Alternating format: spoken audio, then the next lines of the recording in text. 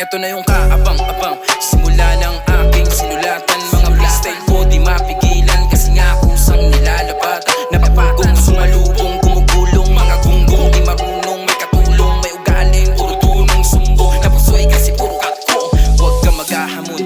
Ako sanay yung matake, siguradong may lamon. Pag tumali, delikadong tumalon ka sa tare. Malaatong ang baon, tugmaan di na bago, lalo na sa mga lumang ginawa ko.